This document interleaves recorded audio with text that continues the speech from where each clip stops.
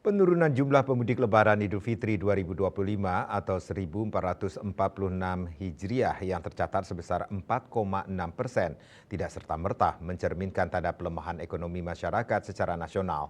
Hal tersebut disampaikan Menteri Perhubungan Dudi Purwagandi di Jakarta.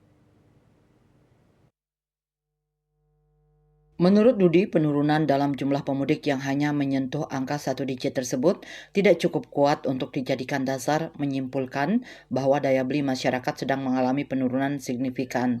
Dikutip dari kantor berita Antara Minggu 13 April, ia menjelaskan masih diperlukan kajian lebih mendalam guna mengetahui apakah penurunan tersebut benar karena faktor ekonomi atau hanya disebabkan oleh preferensi masyarakat merayakan Lebaran di kota domisili.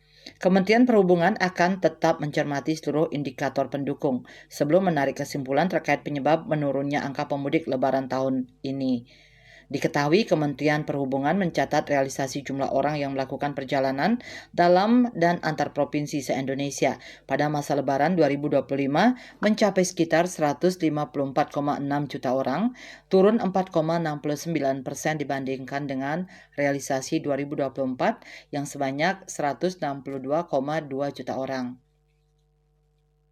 Menhub saat konferensi pers penutupan Posko Pusat Angkutan Lebaran 2025 di Jakarta, Sabtu mengatakan bahwa pihaknya akan mengevaluasi penyebab penurunan realisasi jumlah pemudik tahun ini.